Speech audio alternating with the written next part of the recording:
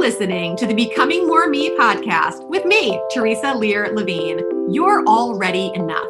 But if you're anything like me, you thrive when you're stretching and developing yourself, creating more of the person you feel called to be.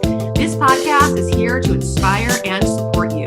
Let's release the negative, reinforce the positive, and elevate our vibe together as we tap into our limitless potential to transform and grow. Well, hello there. Welcome back to another episode of Becoming More Me.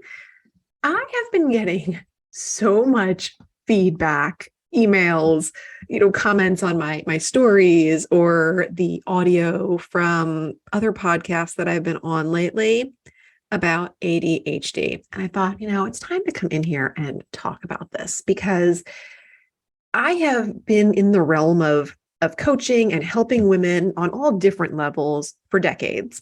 And I've only really recently brought that to the forefront, but it is a very big part of who I am and how I think. I was only just recently diagnosed when I was 42. It was about a year and a few months ago that I was diagnosed. And for me, it confirmed things I already knew.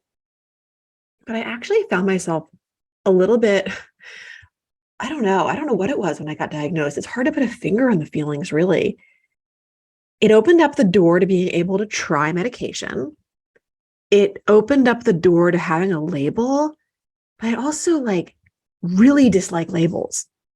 So I don't know. It was 6 one way, half dozen the other, as far as feeling positive or negative, really just kind of felt neutral about it.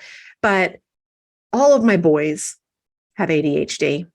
The only one that hasn't been diagnosed is Jordan. He's 5. So it's a little early. And I don't really, whatever. We have ADHD. The way I look at it, it's just hey, this is how our brains work. This gives us data for understanding that. And we have tons of ways to see, there's my ADHD brain. I'm opening stuff up, making noise in the background, trying to do 2 things at once, record a podcast and check my notifications. It's just how it is. But it just, gives us information, and we can use that information to make better decisions. We can use that information to gain better knowledge and then learn ways to make it actionable.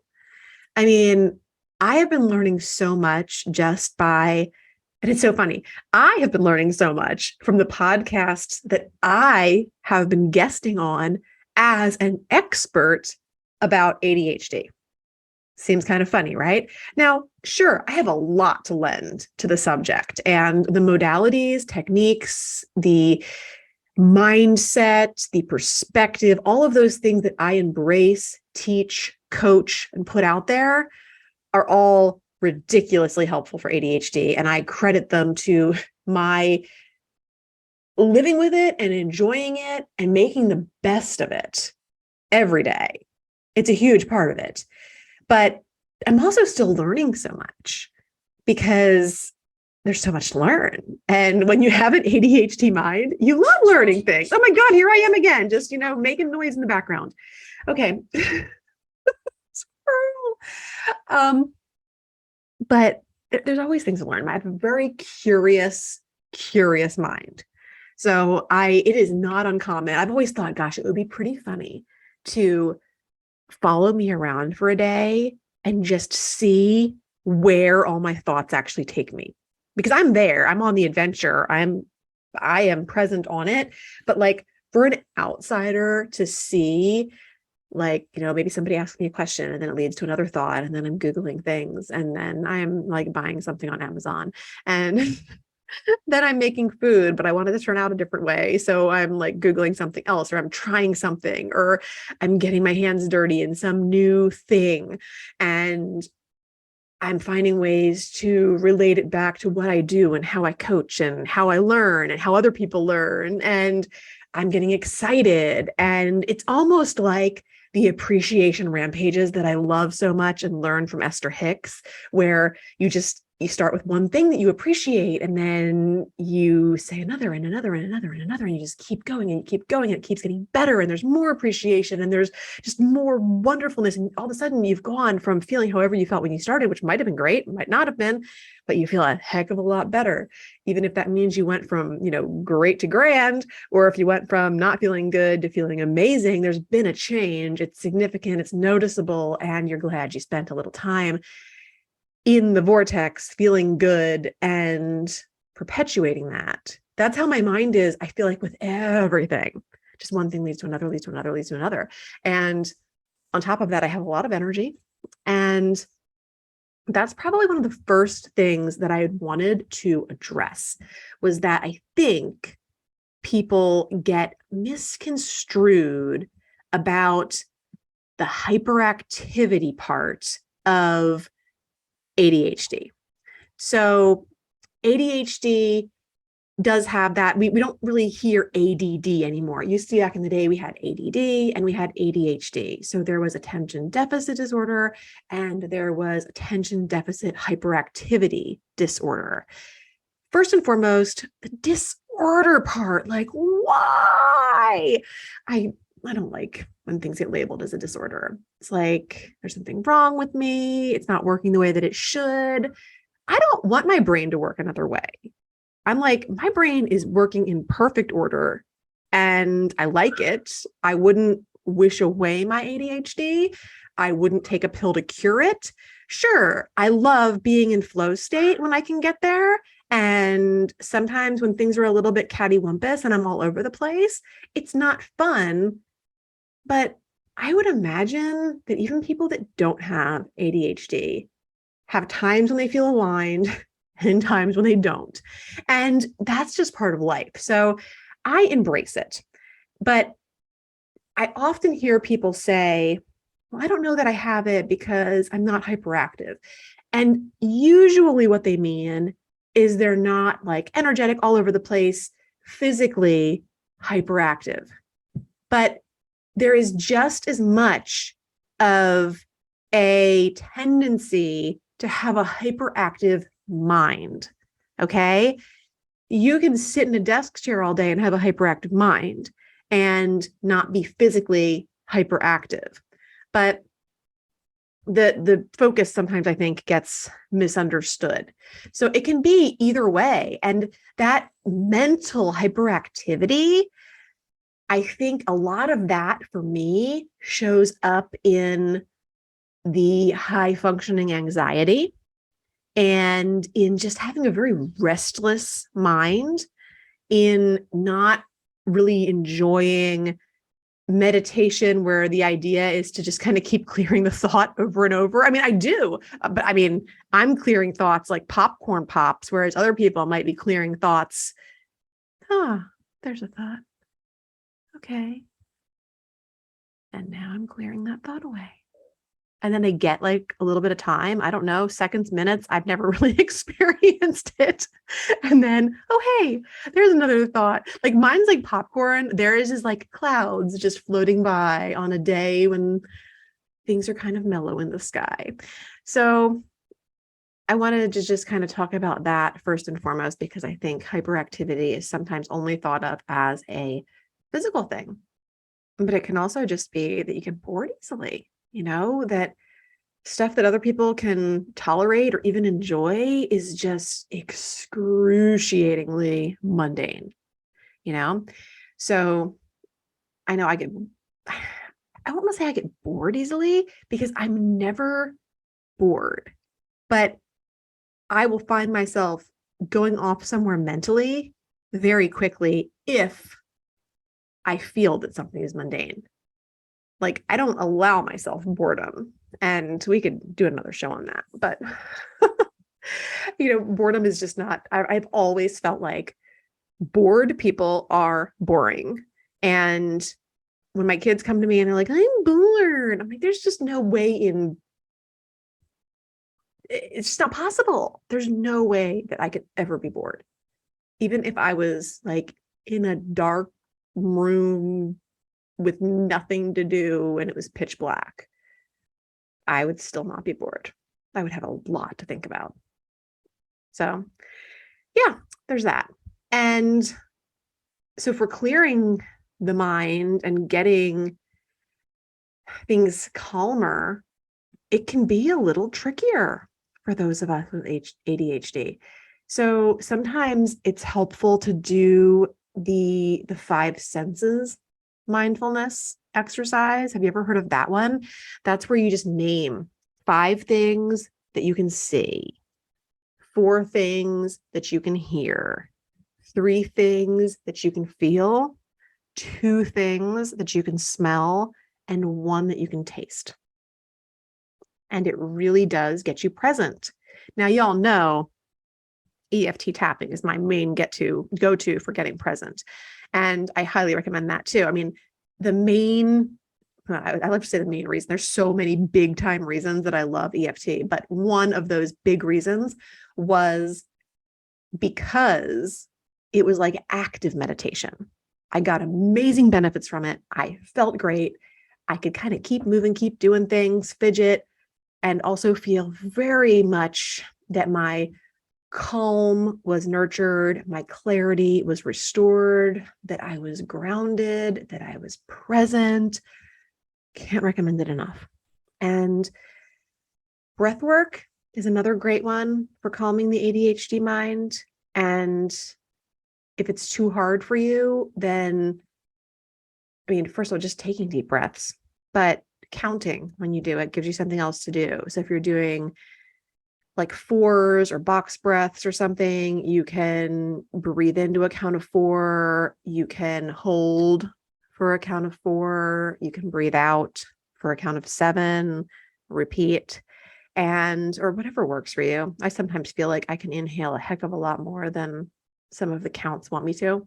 So adjust it to what feels good, so that you're getting a really nice inhale through the nose and that you're not like feeling like you're going to blow up holding your breath, and you're getting a really full and clearing exhale also. That's important. Now, another one of my daily practices is appreciation, gratitude, journaling. I have a journal. I have many that I've filled. They are some of my favorite things to go back and read. And I've changed the practice and done different things over the years. But the one thing that has remained is that I always write down at least three things that I'm grateful for on that day. And there have been times when I've also combined it with prosperity exercises or affirmations or different like money magnet kind of things. It just depends on what part of life I was in, how I altered the exercise, but always it included writing down with pen and paper, unless I'm on vacation or I forget my journal, in which case I will do a temporary note in my Evernote doc, which I live and swear by. And then I will print it when I get home, cut it to size of my journal, and tape it in. It will still be part of my current journal, but sometimes you just gotta make concessions and go with the flow and figure things out when you don't have your journal, or when I didn't want to be burdened by it. I mean, it's a decent sized notebook. Sometimes you just want to pack light. So in those cases, I do allow myself to go digital, but like so many other things, when it's something meaningful, putting that pen to paper matters. It makes a big difference. And it really it does something in the brain and the mind that is significant. So gratitude and appreciation are huge for calming the mind too. And another thing that I just really love to do is move, to walk. If I start a day and I already know that I'm feeling restless, like I start and I'm almost kind of like agitated, and it doesn't happen often, honestly. I'm usually pretty grounded, or I just do like a round of EFT in front of the mirror while I'm washing my face, brushing my hair, getting dressed, that kind of thing. But if it still feels like, just ick and off, I get out the door as fast as I can and take at least a half-mile walk. I prefer a mile to a mile and a half in those circumstances, but sometimes I only have 5 or 10 minutes. So I'll look and I'll usually fit that into like those little windows in the morning, like between when my kids are getting up and leaving. I have these like little 20-minute windows that are sometimes harder to purpose for other things, but I can set a timer on my phone. Like if I get one kid out the door at, 20 of the hour and the next one needs to get up at the next hour, and I know I have 20 minutes, I'll play with the dogs in the yard while one's leaving, put the puppy in his kennel because I still can't trust him out in the house on his own, and get the dogs back inside. And then I will set a timer on my phone for 10 minutes and I will walk as far away from my home as I can for 10 minutes. And then as soon as it goes off, I know it's time to turn around. And then I come back. Timers are an ADHD person's best friend, guys. And that was one of the things that I picked up on one of the podcasts I did. I doubt that it will have been released when this comes out, but it will be coming out soon. I was a guest on Hacking Your ADHD with William Curb. And right when we got ready to start recording the podcast, after we had like our little green room chat at the beginning, he broke out this large, like 10 or 11 inch clock, and he turned a dial on it. And I was like, ooh, what's that? And it was a version of this. I bought myself one of the small ones. It's called a time timer. And basically you just turn it. He was turning it to like 30 minutes, I think, because that's what he likes his podcasts to be. So he just turned it to 30 minutes. And then what it does, it's visual. So if you're watching this on YouTube, then you can see me. I'm holding a time timer. But otherwise, when you turn the knob, it makes the amount of time that you want turn a different color. And then it starts counting it down immediately. You don't have to press any buttons or anything. It's like manual. It has a battery. It's kind of old school, but it's perfect. And then it just starts ticking down. And when it gets to the time, let's see if it'll do it. I've already made enough noise in the background on this episode. Why not another noise, right? Will it do it? They'll like interrupt me here in a second when I start my next thought, because that's how things work with ADHD.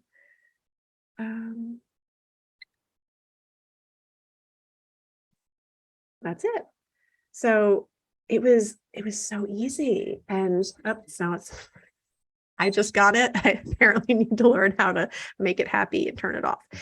But I love it and I love it a lot for when I'm getting my kids ready, or when I'm doing those little things where it's like, I know I only have 15 minutes and I really need to see that time to understand how much or how little of it I have, because ADHD minds and time, they're a little funky together. So I have been loving that since I got it. And it's just another one of those things, like I said, I've been learning so much from these episodes. So I was on his show. I was on with Danae Cannon on ADHD Crash Course. I did an episode with Adulting with ADHD. That's Sarah Castaneda Snyder.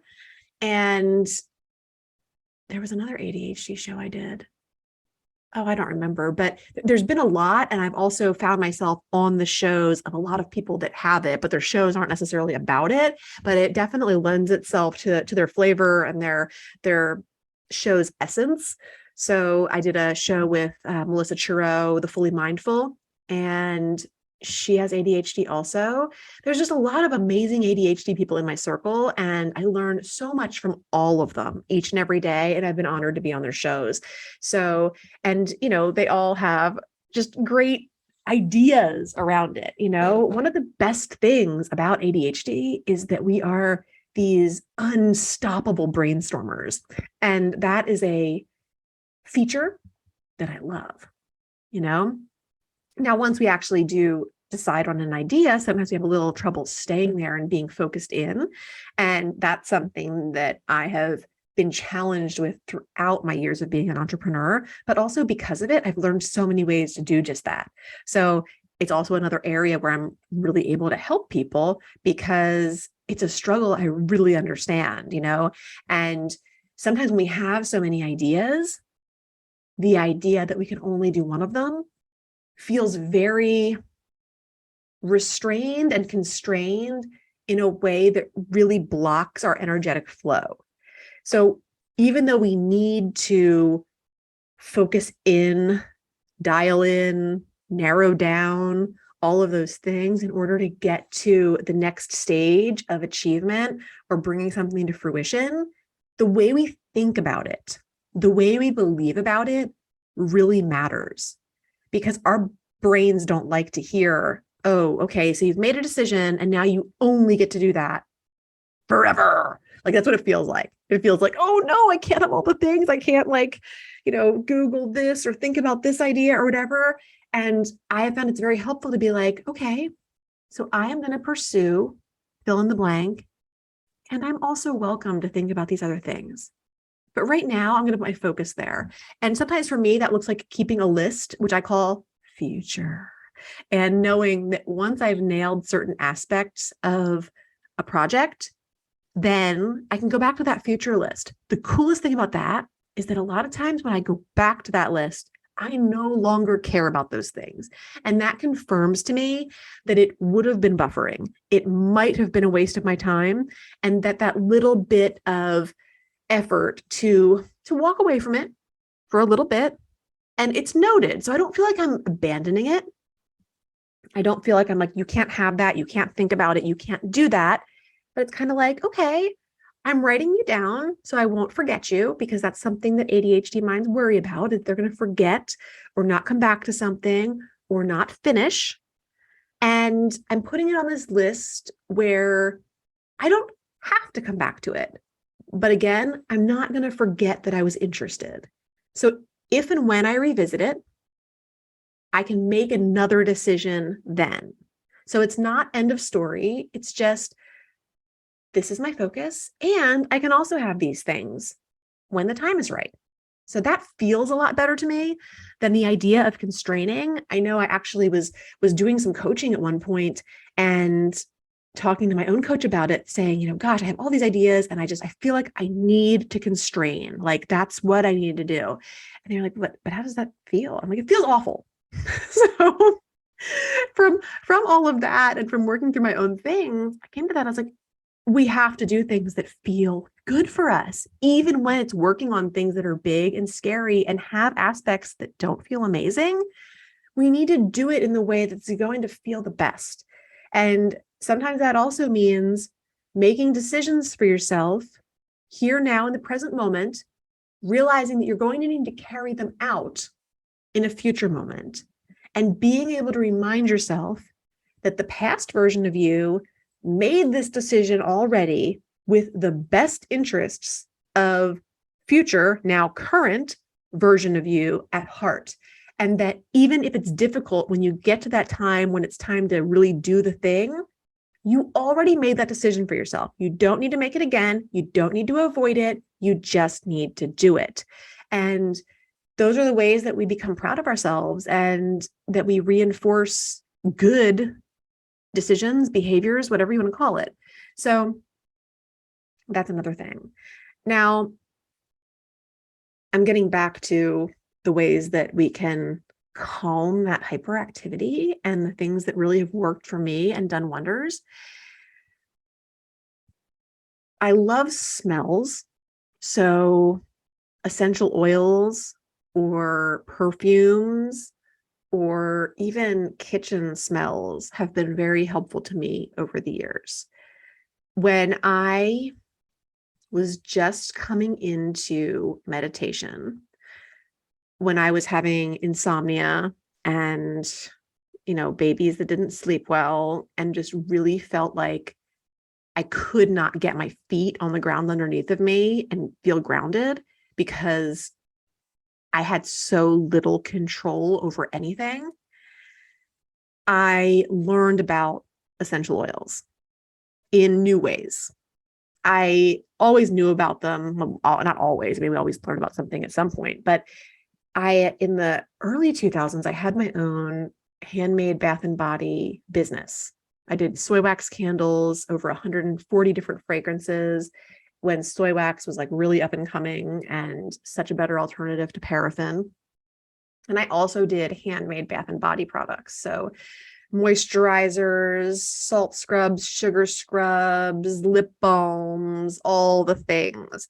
And in a lot of my candles and bath and body things, I used essential oils. So I learned a lot about them back then when I was in my 20s.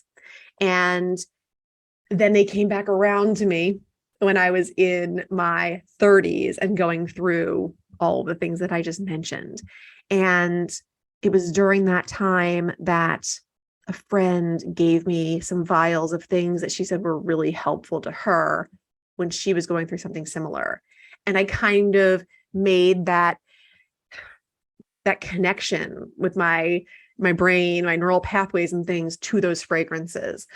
One of them was lavender, and another one was like this stress blend with some other things in it. But those for me are fragrances that I can now put on when I need calming. And it's like an instant signal to my brain and my nervous system that like, okay, we're going to calm down now. It's safe. This is happening. Let's get calm. And that's amazing. And I also have fragrances that really lift me up and boost me. And I'm actually planning on doing an episode. I was on Mom Bosses Abroad a few months back with Des and Eva, and they are both big into essential oils. And we were having this conversation about emotional freedom technique and incorporating that into it. So we're going to be doing a whole episode on that later on this summer. So if that is something that jives with you, stay tuned. I'll keep you posted on that one. But they definitely go very well together and are great ways to calm and ground yourself, as are baths, showers, a swim in the pool, or a hot tub if you have one. That kind of thing can really calm your mind. And a lot of those things, not necessarily like the pool or a hot tub, I mean, they can, but I wouldn't put it in the water because that's more of like a larger body of water that gets treated differently. But you can put essential oils and fragrances into your shower. Sometimes I'll just put a few drops of something like in the corner of my shower, and it'll kind of diffuse as the hot water runs through the shower. And then you get kind of the best of both worlds that way. And another thing is, I'm trying to think, with the whole being outdoors, I'm thinking like pools and things, is just getting your feet on the earth. I've talked about grounding before, but there are all sorts of things that happen to us as we ground that make a difference in our own physical feeling of grounding. So it's called earthing, or some people call it grounding, but basically it's just getting your shoes and socks off and getting that direct contact with our planet. And in doing that, Earth has a natural electric charge. So when we get in contact with it, it stabilizes us. And in doing that, it can reduce inflammation, pain, stress, hence the calming effect. We can find our blood flow is improved, our energy is better, we can sleep better, just greater well-being all around. So there are just a ton of things that earthing or grounding can really make a difference with. And, I mean, it's really cool. It's really easy. And it's one of those things that almost every area can be improved somehow by that direct contact. And I know I had done a thing at one point, I think it might have been like a reel on Instagram or something. I was just showing people that sometimes like I don't have the ability to get my shoes off and ground as much as I would like to. But you guys know I'm like a huge crystal fanatic. If you're watching again on YouTube, you can see like I always have my crystal collection behind me in my office. And I have a lot of small things. And if those kind of, I'll pick whatever's kind of calling to me at the moment. And if it's small, it's a bumblebee jasper. Isn't it gorgeous? I'll just tuck them like in my bra. I'll just like throw it down my shirt in my bra, like somewhere off to the side. So it doesn't look like I have like a lumpy boob. Or like in the cleavage, something like that. Or wherever I can kind of get it against my skin and know I'm not going to lose it, if that makes sense. So depending on what you're wearing, that might be different. For me, I usually find my bra is the tightest garment that I have on that won't lose something, because, a lot of these things are expensive and I don't want to lose them. But much like grounding and getting our feet on the earth, this is getting part of our body against something that's natural and part of the earth that has energy, that has healing properties, and is very much worth putting up next to your skin and getting the benefit of. The same goes for, jewelry that's made out of natural stones and things, those healing properties and things that you'll see associated with stones. That's kind of the same concept as earthing or grounding. It's very worthwhile. And, you can also just like if you're in a crystal store and you're looking at jewelry pieces or whatever, hold them in your hand, see what the energetic feeling is that you get when you touch it. It matters. And it's really, really cool. Now, I feel like almost anything, hyperactivity included, is calmed with laughter, made better with laughter. So whenever you have a chance to giggle or laugh or just do something that makes you enjoy the moment more, that is a great way to find calm and peace within your nervous system and everything else.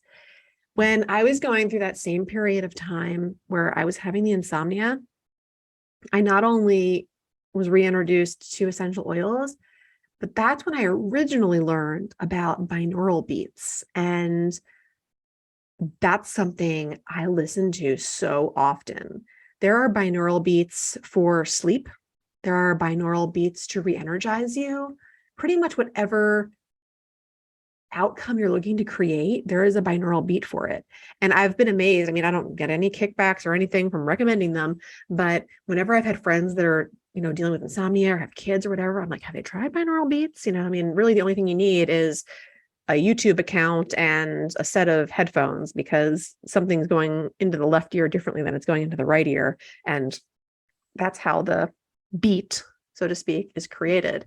And, it's so simple, but yeah, they were a lifesaver for me. I often will, if I wake up too early in the morning or earlier than I'd like to, and I have a little bit of time, I'll do ones that are set up like what they call a coffee nap, where you're kind of like starting off low and bringing yourself up into that energetic level. And then when it's done and like little ding happens at the end, like I am ready to get up. The same goes with hypnosis. I'm a huge proponent of hypnosis. I love doing self-guided hypnosis tracks. And I also see a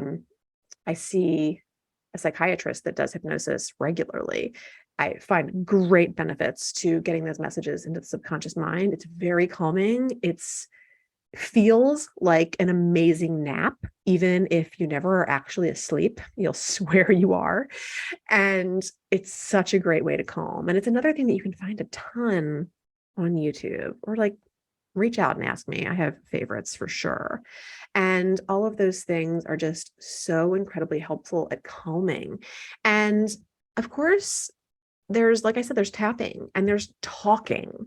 If you've got something on your mind that has you in that unregulated state of hyperactivity and just feeling kind of off, talk to a friend, talk to your spouse, talk to somebody at the grocery store, whatever floats your boat. And if it's not weird, tap while you're talking. I always tell people, like, if you're looking for something easy to do, just tap your collarbone. Or there's places on our body that relate to EFT tapping, emotional freedom techniques tapping, that are so natural for us. The collarbone's one of them. It's pretty common for people to kind of reach their hand up and kind of rub around or whatever. So tapping is pretty natural. Our temples, like how many times do you find yourself stressing out about something and you're like rubbing your temples, or like that's like I've got a headache, rubbing the temples, or wringing our hand. There's all sorts of spots that we use in EFT that are stimulated when we wring our hands. So much of this stuff is intuitive, it is natural, and it's also another reason why working on your intuition is so important, which is one of the big things and big benefits that people get when I work with them, is they start trusting that inner voice more. They start listening to that gut feeling more. And because of that, they start showing up differently and getting different results in their life. It's amazing. And it seems, again, so simple, so intuitive, but I can't tell you how many people hear that voice day in and day out, or have heard it for their entire lives and have been telling it to shut up, go away, turn itself off, or I'm not listening to you. And it's one of the biggest mistakes that people make that doesn't need to be made. So, folks, I think that's enough information for one day. And if you're an ADHD brain like me, you have a lot to geek out on. there. And I really do welcome your questions and your insights, your favorite ways to calm down if you also have hyperactivity, and all the things. But I really just wanted to take some time today and to give you some resources, some ideas around this, and also kind of an understanding of the H, because it's a highly misunderstood age, and it doesn't need to be. Doesn't need to be at all. So if you have any other insights, please reach out, share them with me, and I will look forward to hearing from you and see you on another episode next week. Thanks for listening. Have an awesome day. Thanks so much for listening. If you loved this episode, please share it with a friend or post on social media and tag me so I can personally connect and thank you. Until next time, keep taking bold and brave action steps towards becoming more of who you want to be in this world. You are capable, you are worthy, and you are enough. Keep shining your light.